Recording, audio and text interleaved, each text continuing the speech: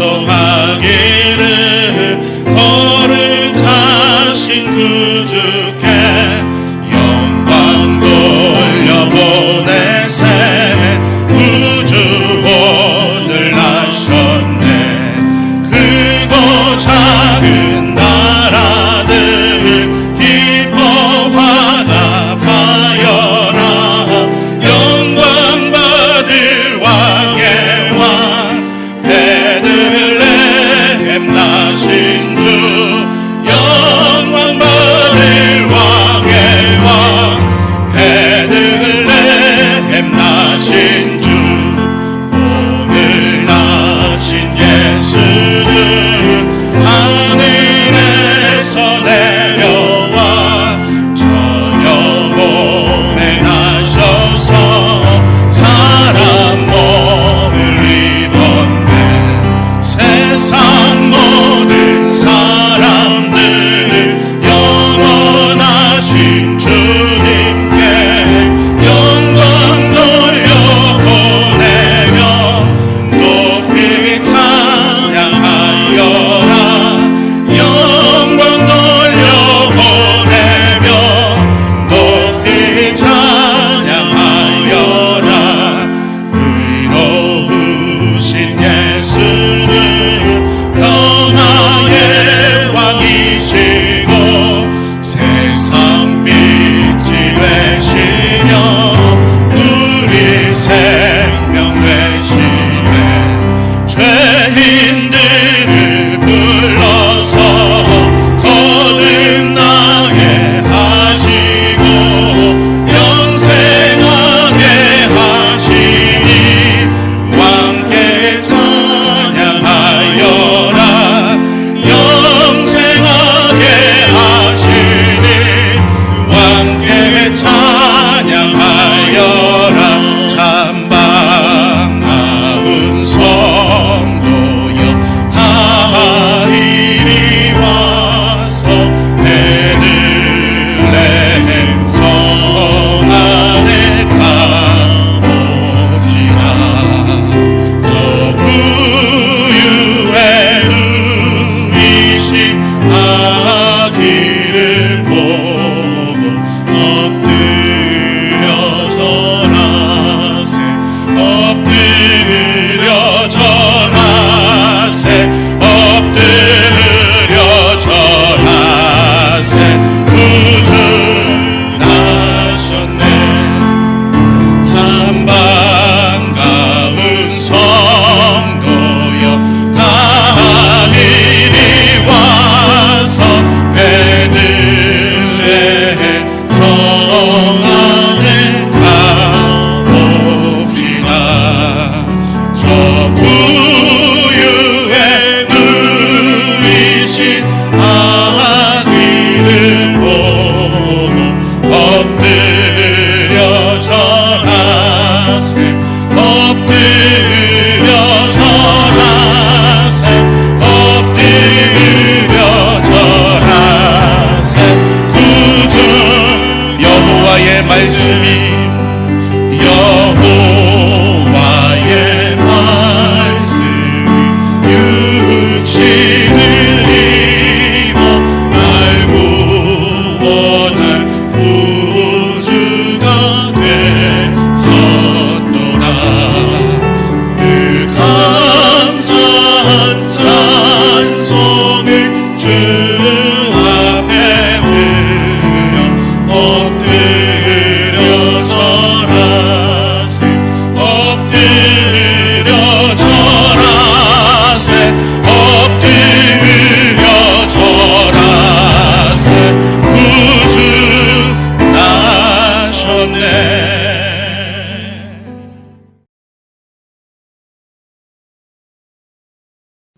사랑의 하나님 감사합니다. 신령과 진정으로 경배합니다. 존귀와 영광과 찬양을 드립니다. 예배의 자리로 인도하시니 무한 감사합니다.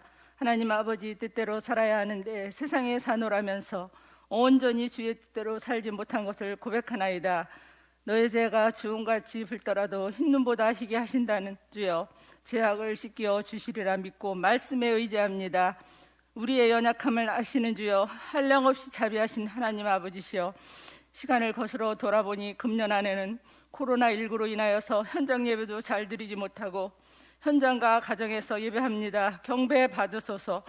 우리의 작은 시름에도 응답하시는 하나님 아버지, 그 크신 능력의 주여, 이 또한 현실의 상황도 주님의 은혜로서 하나님이 그때 때가 오면 지나가리라 믿네요. 속히 이루어 주세요. 교회를 사랑하시는 하나님 아버지, 날마다 더하는 교회로 2020년에 이 시간까지 달려왔네요. 역사와 전통 있는 용현동 교회가 우리 아버지께서 보실 때에 미소 지는 교회가 되리라 믿사옵니다. 기쁨과 사랑이 넘치는 복된 교회가 되게 하소서. 이 추운 영하의 계절에 성도들과 제 자신부터는 말 한마디를 하여도 다정하게 하는 사람, 시린 마음을 따스하게 감싸주고 남의 아픔과 슬픔까지도 감싸주어서 모두를 잊게 하여주고 이 거친 세상에 실패하여 지쳐 있을 때 언제라도 안기고 싶은 사람들이 모인 공동체라고 아름다운 소문이 나서 죽어가는 많은 영혼들을 구원하는데 우리를 사용하소서. 택하신 줄 알아요. 이웃을 사랑으로 섬기는 모두가 되게 하소서. 주여께서 말씀하셨사오니 주의 은혜로 종의 집이 영원히 복을 받게 하옵소서 하신 말씀으로 하신 주여, 우리의 믿음이 각 가정들을 불꽃 같은 눈동자로 보호하시고 돌봐주시라 믿사옵니다. 하나님 아버지께서 사용하시는 목사님, 사랑하시는 목사님, 이 시간 성령이시여 하늘의 비밀의 생명의 말씀을 선포하실 때 함께하여 주세요. 성령의 두루마기를 입혀주세요. 은혜의 귀한 시간 되게 하여 주세요. 모두는 그 말씀을 마음밭이 새겨서 영적 갈급함을 채우게 하소서. 세상에서 승리하고 투명한 성도로 살게 하시고 예배의 성공자가 되게 하소서.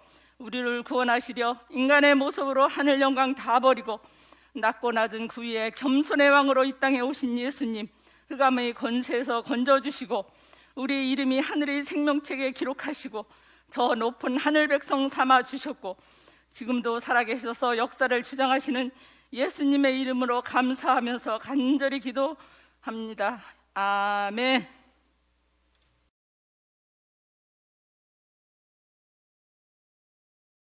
누가복음 제1장. 우리 중에 이루어진 사실에 대하여 처음부터 목격자와 말씀에 일꾼된 자들이 전하여 준 그대로 내력을 저술하려고 붓을 든 사람이 많은지라. 그 모든 일을 근원부터 자세히 미루어 살핀 나도 데오빌로 각하에게 차례대로 써보내는 것이 좋은 줄 알았노니 이는 각하가 알고 있는 바를 더 확실하게 하려 함이로라. 인류 역사에는 여러 가지 잘못된 신념들로 인해서 벌어진 큰 참사들이 많은 것 같습니다. 예를 들어서 독일의 나치즘으로 인해서 벌어진 세계 2차 대전이라든지 유대인 학살 등과 같은 사건들, 또 공산주의 국가들에서 일어난 사건들, 우리나라 같은 경우에는 6.25 전쟁과 분단의 아픔 등이 있습니다. 이런 사건들을 볼 때 사회 구성원들의 잘못된 신념들이 얼마나 우리 사회에 큰 악영향을 끼칠 수 있고 때로는 커다란 재앙으로까지 다가올 수 있다는 것을 우리에게 보여주는 것 같습니다. 이렇게 인간 행동에 강력한 영향을 끼치고 인류 역사를 움직여오는 원동력의 하나인 이 신념의 문제에 대해서 19세기 영국의 수학자였던 윌리엄 킹덤 클리포드는 다음과 같이 얘기했습니다. 무엇이든지 증거가 불충분한 채로 믿는 일은 언제 어디서나 누구에게나 오류다. 여기서 클리포드가 말한 충분한 증거란 판단 능력이 있는 합리적인 인간이라면 누구나 납득할 만한 경험적인 증거를 의미했습니다. 물론 이 클리포드의 주장은 많은 무신론자들이 누구나 납득할 만한 경험적 증거를 얻을 수 없다고 여겼던 기독교를 공격하는 데 쓰였지만 어떻게든 하나님을 믿는 믿음을 폄하시키려고 노력하는 데 이용되어 왔지만 하지만 그가 말한 것들 중에 모든 신념들은 행동에 영향을 미친다, 충분한 근거에 의해 지지되지 않는 신념들은 무시무시한 결과들을 내기 때문에 우리는 그런 신념을 피해야 할 의무를 가진다고 말했던 것을 한번 깊게 생각해 볼 필요가 있는 것 같습니다. 클리포드는 우리가 각자 스스로의 행동에 의무를 져야 하는 것처럼 믿음에도 옳고 그른 것이 있으므로 우리가 각자 믿는 것에 대해서 의무를 져야 한다고 주장했습니다. 비록 이 클리포드의 신념의 윤리는 우리가 믿는 기독교의 진리를 무너뜨리기 위해서 사용되었지만 우리 사회에 여러 가지 잘못된 신념들이 만연했을 때 그것이 얼마나 악하게 작용하는지를 우리가 확인해 볼 때면 그의 이런 발언들을 한번 깊게 생각해 봐야 되지 않나 생각해 보게 됩니다. 그러면 이 신념의 윤리를 통해서 무신론자들이 우리에게 주장하는 것처럼 기독교의 진리들은 아무런 증거도 없기 때문에 무시되어야 되는 것이 맞는 것일까요? 우리가 믿는 믿음은 결코 어떤 증거도 없기 때문에 가치가 없는 것일까요? 나니아 연대기로 유명한 C.S. 루이스는 이 같은 주장에 대해서 아무도 처음에 하나님을 믿을 때 아무런 증거 없이 믿지는 않는다고 말했습니다. 그것이 기독교의 역사적인 증거였든지 내가 체험한 종교적인 경험이었든지 나에게 복음을 전해준 사람의 권위였든지 아니면 이 모든 것이 종합된 것들이었든지 루이스는 신자가 처음 하나님을 믿는 것과 관련하여서 그들이 확실한 증거가 있기 때문에 하나님이 계시다는 사실에 동의한다고 말하였습니다. 그리고 이와 같은 루이스의 발언은 지금 예배를 드리시고 계신 모든 성도님들에게 공감이 되는 말씀이실 것입니다. 실제로 우리 각 사람이 언제 어디서 예수 그리스도를 내 주로 시인하여 믿게 됐는지는 다 다르겠지만 우리 모두는 우리가 하나님이 살아계시는구나, 예수 그리스도가 이래서 나의 구주 되시는구나 라고 동의할 만한 증거들을 각자 얻었기 때문에 하나님을 나의 참 하나님으로 인정하셨다는 것에 모두가 동의하실 것입니다. 오늘 본문은 누가복음이 쓰여진 목적에 대해 말씀하고 있습니다. 누가는 누가복음을 서술한 목적에 대해서 우리 중에 이루어진 사실에 대하여 알고 있는 바를 더 확실하게 하려 함이로라 라고 밝히고 있습니다. 누가는 바울이 골로새서 4장 14절에 사랑받는 의사 누가라고 소개했던 사람입니다. 또 로마 시인권을 지닌 헬라인이기도 했습니다. 따라서 누가는 철저하게 의사로서의 시각으로 또 복음서의 저자 중 유일하게 이방인으로서의 시각에서 예수님의 사역을 목격자들의 전승을 기반으로 확고한 이해와 믿음을 가지게 하기 위해서 누가복음과 사도행전을 기록한 것입니다. 그리고 이 두 성경은 모두 서두에 담임 목사님께서 금요일날 설교하셨던 것 같이 데오빌로 각하라는 이방인에게 쓰여졌다고 밝혀지고 있습니다. 로마의 고위 관료였던 데오빌로 각하에게 전달하기 위해 쓰여진 이 복음서는 아마도 구약 성경의 이해가 적기 때문에 이해하기 어려웠을 데오빌로 각하를 위해서 구약 성경의 진리들을 알기 쉽게 핵심만을 짚어서 자세하게 알려주기 위해서 노력했을 것입니다. 우리가 이미 알고 있는 것 같이 예수님의 십자가의 구속 사역을 이해하기 위해서는 신약 성경에 대한 이해 외에 구약 성경에 대한 이해 역시도 필요하기 때문일 것입니다. 누가는 가장 먼저 1절에 우리 중에 이루어진 일에 관하여라고 언급하고 있습니다. 이 짧은 한마디에는 대단히 깊은 의미가 있습니다. 이 말에는 이제부터 내가 말하는 내용은 전부 우리 중에 실제로 이루어진 일이라는 의미를 담고 있기 때문입니다. 예수님의 십자가와 부활이, 구속 사역이 실제로 일어난 역사적인 사실이라는 것입니다. 예수님의 십자가에 죽으시고 부활하신 구원 사역은 교묘하게 꾸며진 이야기거나 단지 예수님을 따라다니던 제자들 몇 명 앞에서만 은밀히 일어난 사건이 아니었습니다. 예수님의 모든 사역과 기적들은 모두 수천 수만 명의 사람들 앞에서 공개적으로 이루어진 사건들이었습니다. 예수님은 십자가를 지시기 위해 수많은 무리가 지켜보는 앞에서 예루살렘 밖 골고다 언덕을 오르셔야 했고, 예수님의 부활은 비단 12제자뿐만 아니라 500여 형제의 눈앞에서 공공연하게 일어났던 사실이었습니다. 그리고 이 이루어진 일이란 말은 곧 성취된 일, 구약 성경에서 미리 말씀되었던 예수 그리스도의 구속 사역이 구약 시대 때부터 준비되어 오고 예언되어 왔던 그 예수 그리스도의 구속 사역이 그 예언되었던 대로 그대로 이루어졌다는 사실을 담고 있는 것이기 때문입니다. 그렇기 때문에 누가복음의 기자 누가는 이 복음이 단지 허망한 여느 신화 중의 하나와 같이 여겨지기를 원치 않았습니다. 당시의 역사적인 배경과 사건들을 동시에 기록하므로 자신이 기록한 예수 그리스도에 대한 내용이 결코 자신이 지어낸 그런 허망한 얘기가 아니라는 것을 밝히고 있는 것입니다. 이러한 누가복음의 기자 누가의 모습은 교묘하게 만든 이야기를 따른 것이 아니오 그의 크신 위엄을 친히 보고 기록한 자라고 고백한 베드로의 고백과 일치합니다. 그래서 5절에 보면 누가는 복음의 역사성을 입증하기 위해 유다왕 헤롯 때라고 당시의 정치적인 배경을 기록하였습니다. 그리고 헤롯은 당대 역사서에 기록이 남아있는 인물입니다. 누가는 헤롯왕이라는 정치적인 배경을 기록하므로 누군가 복음의 역사성에 의문을 가진 사람이 역사서를 찾아보고 복음서의 내용과 대조해 본다고 하더라도 그 역사성을 확인할 수 있게 한 것입니다. 또 누가는 누가복음 2장 1절에도 다음과 같이 기록했습니다. 그때 가이사 아구스도가 영을 내려 천하로 다 호적하라 하였으니 이 호적은 구레뇨가 수리아 총독되었을 때 처음 한 것이라. 아멘. 이 사건은 로마 황제 아우구스투스가 식민지에서 세금을 징수하기 위해서 대대적으로 호구조사를 실시했던 역사적인 사건을 의미합니다. 당시 로마의 정책이 매우 엄격하고 긴박했기 때문에 해산할 때가 다가왔던 마리아와 요셉조차도 역시나 자신의 호적을 하기 위해서 베들레헴에 내려갈 수밖에 없었습니다. 그때 사람들이 넘치도록 몰려드는 상황이었기 때문에 여관을 구할 길이 없어 예수님이 마구간에서 태어나시게 된 것입니다. 이 사건을 보더라도 세계사의 역사와 성경의 내용이 일치하는 것을 우리는 알 수 있습니다. 또 이어서 누가는 3장에서도 다음과 같이 얘기합니다. 디베르 황제가 통치한 지 15해 곧 본디오 빌라도가 유대의 총독으로 헤롯이 갈릴리의 분봉왕으로 그 동생 빌립이 이두레와 드라고닛 지방의 분봉왕으로 루사니아가 이벨레네의 분봉왕으로 또 안나스와 가야바가 대제사장으로 있을 때에 하나님의 말씀이 빈들에서 사가랴의 아들 요한에게 임한지라. 아멘.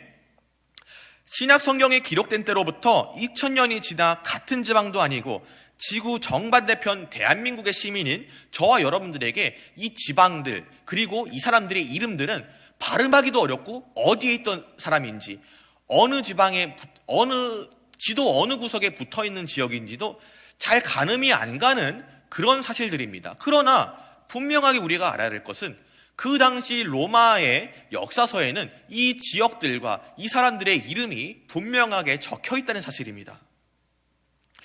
따라서 누가는 이 사람들의 일을 기록함으로 인해서 이런 역사적이고 정치적인 사건을 밝힘으로써 복음서의 내용이 누군가 교묘하게 만들어낸 허구가 아니라 우리 중에 이루어진 사실이라는 것을 분명하게 말하고 있습니다. 사실 누가복음뿐만이 아닙니다. 우리가 믿는 신구약 성경의 대부분은 이런 역사적인 배경과 정치적인 배경이 함께 적혀 있습니다. 왜냐하면 이 모든 것들이 진짜 역사적으로 일어났던 사건들이기 때문이고 그것을 읽는 모든 성경을 읽는 사람들에게 알려주기 위해서입니다. 홍해는 실제로 갈라졌고 양식은 진짜 하늘에서 떨어져서 만나가 하늘에서 내려왔습니다. 그것을 먹은 사람들이 실제로 존재했습니다. 모세가 기록한 성경은 모세가 혼자 숨어가지고서는 기록해가지고 지어낸 것들이 수천 년 뒤에 아무것도 모르는 사람들에게 발견되어가지고 날조된 것이 아닙니다. 모두가 그것을 읽고 자신들이 실제로 경험했던 하나님을 잊지 않고 하나님을 제대로 경외하게 하기 위해서 교과서로 만들어진 것이기 때문입니다. 아무리 모세가 이스라엘의 대표적인 지도자였다고 하더라도 실제로 일어나지도 않았던 일들을 일어난 것처럼 꾸며서 그 당시 자기와 동시대의 삶을 살았던 사람들에게 강요할 수는 없었을 것입니다. 성도님들께서는 지난번 연성모 목사님이 설교하신 요나서 3장 말씀을 기억하실 것입니다. 저 역시도 기억이 나는데 말씀 중에 아주 강력하게 기억에 남는 부분이 있습니다. 그것은 바로 창조과학회 연구 결과 요나가 물고기 뱃속에서 나와서 이제 아스루의 니느웨에 회개의 말씀을 전하려고 할 때쯤에 대대적으로 일식이 크게 일어났다는 사실이었습니다. 고대에는 태양이 사라지는 일식이라는 사건을 엄청난 재앙의 전조로 받아들이곤 했습니다. 당장 멀리 갈 것도 없이 우리나라도 태양은 제왕을 상징했기 때문에 태양이 없어지는 일은 제왕에게 재앙이 나타날 것이라고 여겼던 큰 사건이었습니다. 그래서 삼국사기부터 고려사 조선왕조실록에 이르기까지 계속해서 일식이 언제 일어나는지 언제 어떻게 일어나는지에 대해서 꼬박꼬박 기록되어 있을 정도였습니다.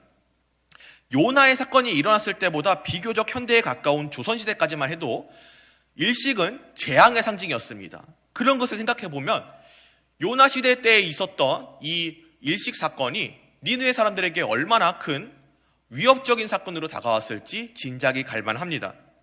그렇다면 니느웨에 일어난 이 대대적인 회개 사건은 요나가 마침 운 좋게 일식이 일어날 때를 기다렸다가 가갔기 때문에, 그렇기 때문에 운 좋게 일어났던 그런 우연의 산물일까요? 그렇지 않습니다. 요나 때 일어난 니느웨의 일식 사건은 하나님께서 요나가 일하기 전에 먼저 니느웨 사람들의 마음에 그들이 믿을 만한 것을 심어주기 위하여 하나님께서 먼저 일하셨던 것입니다.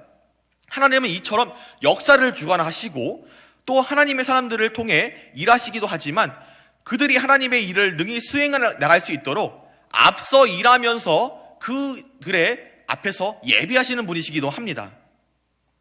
또 예수님의 십자가 역시 실제 역사적인 사건이었음은 마찬가지입니다.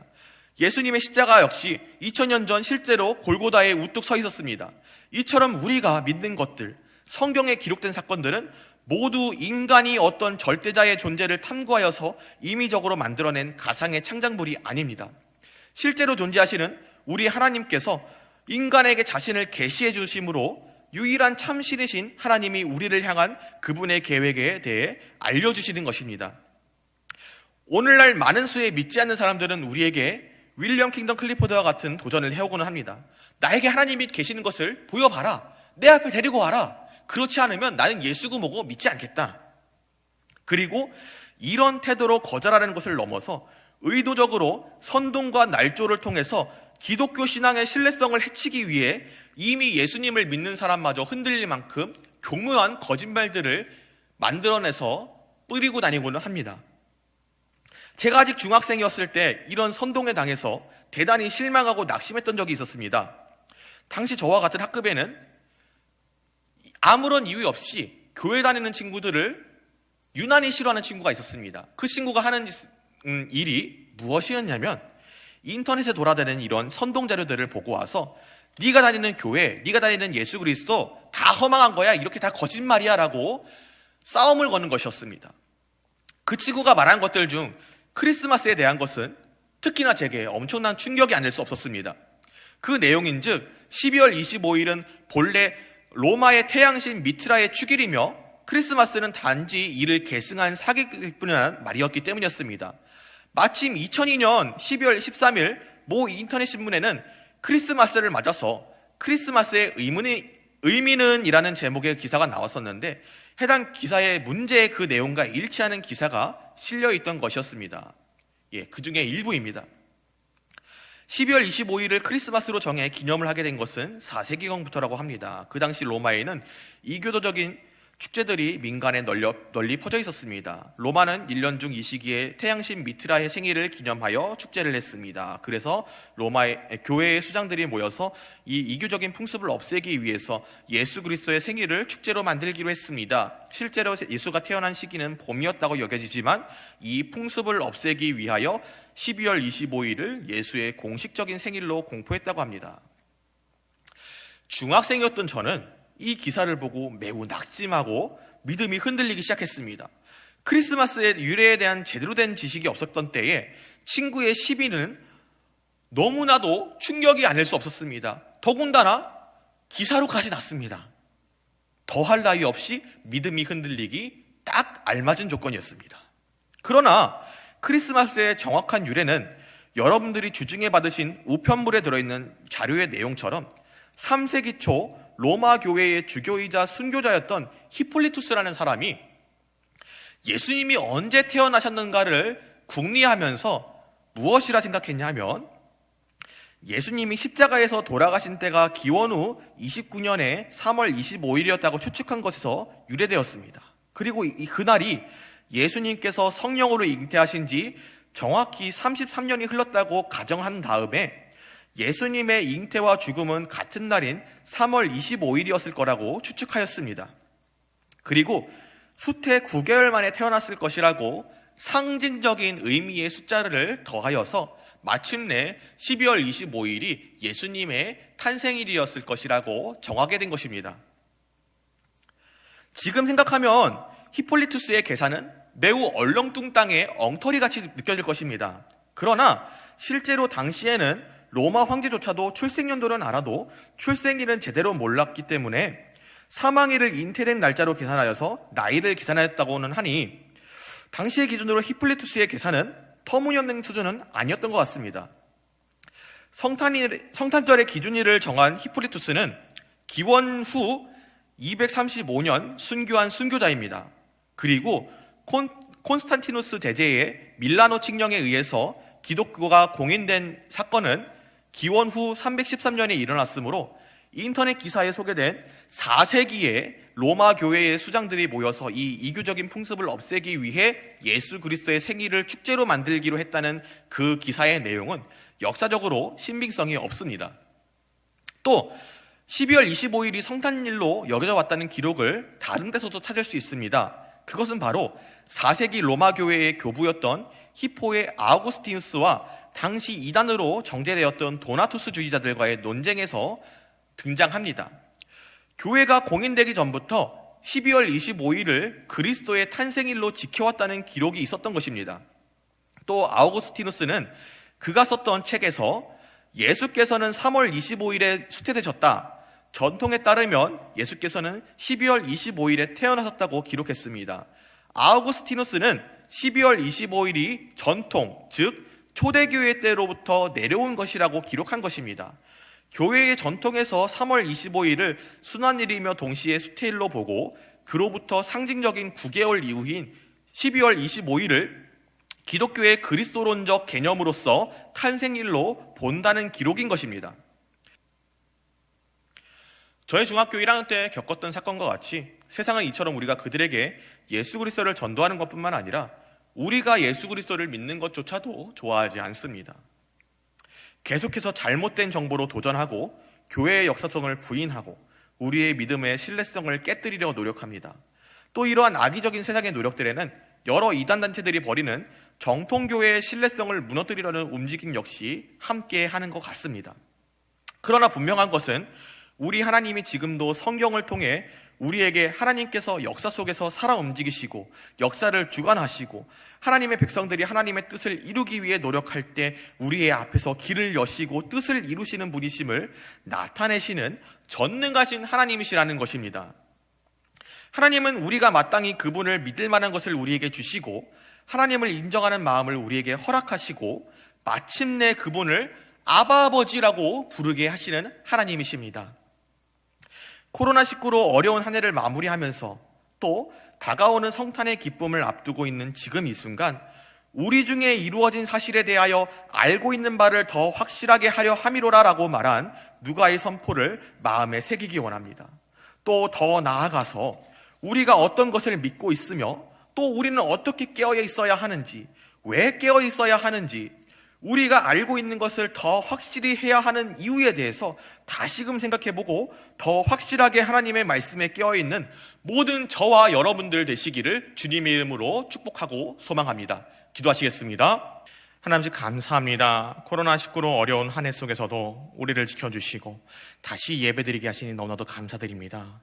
우리가 알고 있는 바를 더 확실하게 하려 함이라고 말한 누가의 마음을 마음에 새겨 더욱 말씀 앞에 서게 하여 주시고 모든 속임과 넘어뜨림에서 든든히 서게 하여 주시옵소서.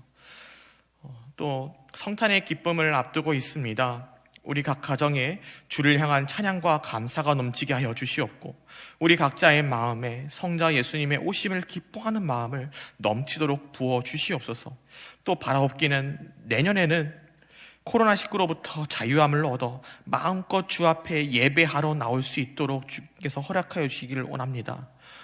그 날이 오기까지 한 사람도 건강을 잃고 괴로워하는 성도가 없도록 주여 우리의 몸과 마음 그리고 영혼을 지켜 주시옵소서. 감사드리며 이 모든 말씀 우리 주 예수 그리스도의 이름으로 기도드립니다. 아멘.